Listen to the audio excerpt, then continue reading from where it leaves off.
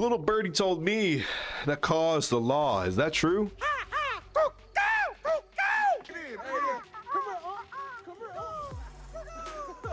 I don't know, man. That just kind of seemed a little underwhelming.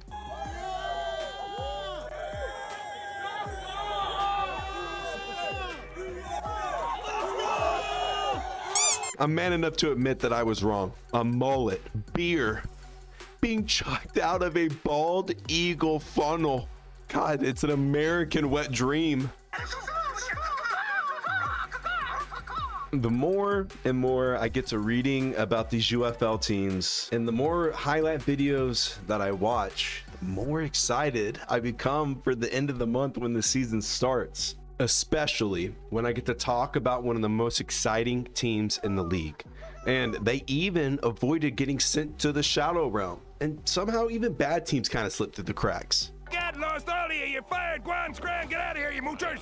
Except you. You stay. And remember, I did all the research so that way you didn't have to.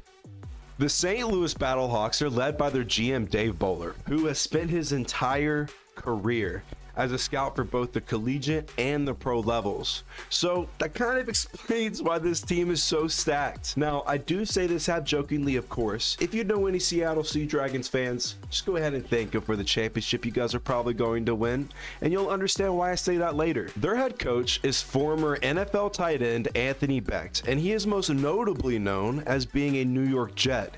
And I know that this is gonna sound crazy whenever I say this, but he had his best season as a pro with Chad Pennington as his quarterback. That's something I thought I'd never say. And here's another cool connection. The offensive coordinator for the Battlehawks was the quarterback for Becht whenever he was on the Bucks. And it just so happened to be Bruce Gradkowski's best year as a pro. Coincidence? I think not. Anyway, Becht finished his first season as head coach 7-3, and he just barely missed the playoffs due to the Sea Dragons having the better points allowed versus points scored ratio. And to be honest, I love that tiebreaker. To start us off, I'm going to talk about the thing that gets us all hot and bothered about this team. And no, I don't mean AJ McCarron's girlfriend. What a beautiful woman. Wow. I'm talking about the offense. The reigning XFL MVP AJ McCarron, the Hawks, was out there absolutely slanging that thing. Come on, man. I'm talking about the football. What a beautiful woman. Wow. He threw for 2,150 yards with 24 touchdowns and only 6 interceptions. And he even added 100 rushing yards and a rushing touchdown. Huh. Who knew he had wheels? He had an absolutely absurd completion percentage with 68.8%. And we had a little bit of a scare in the offseason when he signed with the Bengals, not knowing exactly what was going to happen. But you know what the old saying is, if you love something, set it free. And if it comes back, it was meant to be. And I guess you could say it was love at first flight.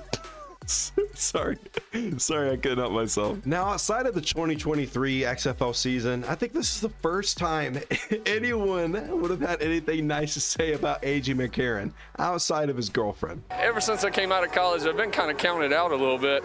What? Don't look at me like that. It's the curse of the Alabama quarterbacks. With Max Borghi's just surprising retirement and Brian Hill still remaining a free agent, the Battlehawks needed to add some depth to the running back room, which they did by signing Wayne Gallman, who, did some stuff, I guess. But you can't teach experience. And that's what he brings to the table, is 5 years worth of pro experience. They also re-signed Mateo Durant, who saw limited time on the field, but offers a long 6'1" frame that could definitely add another dynamic to this offense. To be honest though, they definitely need some help in the backfield because this team finished as the 3rd worst rushing attack in the XFL last year. It made the offense pretty one-dimensional like we saw in their week 3 contest against, dare I say, their rivals, the DC Defenders, where the running backs combined for a total of 50 yards. And now, granted, I understand that the DC Defenders have one of the best front sevens in the league, but when AJ McCarron and the Hawks is throwing 40 times, it shows a lack of depth. Their wide receiver room was already stacked before adding more depth from the draft.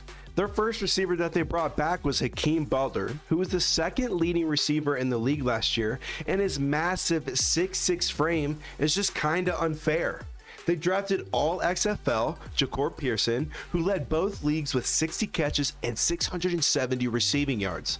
He never saw less than 6 targets per game. And oh yeah, he's doing all that at 5'8". And last but definitely not least, they re-signed their XFL Special Teams Player of the Year, Darius Shepard, who had 907 return yards, but oddly, not a single touchdown with all those yards. But he also added 519 yards receiving and 6 reception touchdowns. I think that leagues like the XFL, the USFL, and now even the UFL have shown us how to reapproach problems in the NFL. And I'm more specifically talking about the special teams aspect of the game. The way that the NFL is set up right now, they have virtually taken away an aspect of the game. And we will never be able to get to see another Music City Miracle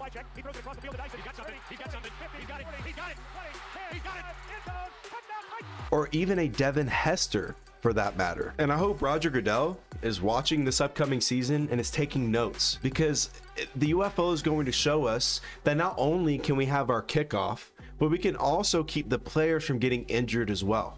Okay, now I'm back to regular scheduled programming. Now, their defense was middle of the pack last year. They had one of the worst rushing defenses, allowing 121.7 rushing yards per game, while simultaneously having the 5th worst passing defense.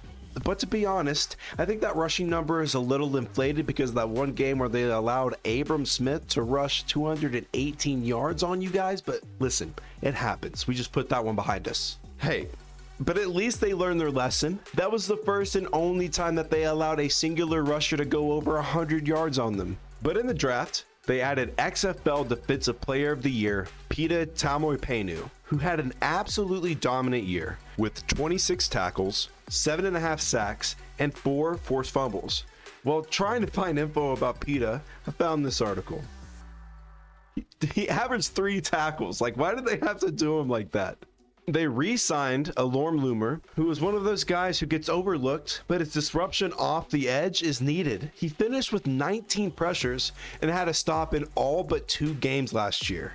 They lost their stud safety, Nate Metters, but we didn't even have a chance to miss him because they replaced him with safety Quinterio Cole, who is an absolute beast. He had 3 interceptions with 48 total tackles, but what made him one of the more premier safeties in the league was that he finished the season with the lowest missed tackle rate with 6.1%. And just to reaffirm that he is a beast, he held receivers to 46% reception rates. Thank you, Seattle. Now, I wouldn't dare forget about the most important part of this Battlehawks team, and that is you, the fans of St. Louis. Ever since I have started doing any of my research about spring football leagues, all I saw was KAW is Law. And that just shows the undying support and loyalty that you guys have for your football team. And I think that that's why the UFL chose St. Louis to be the destination of the UFL championship game. You guys are what this league needs. And pretty soon, because of you, the team spirit of spring football is going to spread like wildfire across this league.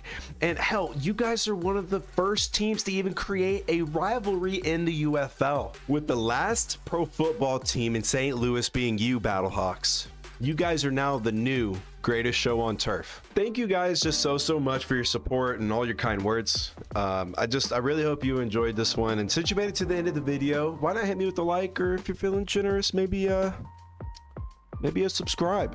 He seems a little overwhelmed by my girth and tonnage, right? Tune in next week where we talk about the Houston Roughnecks.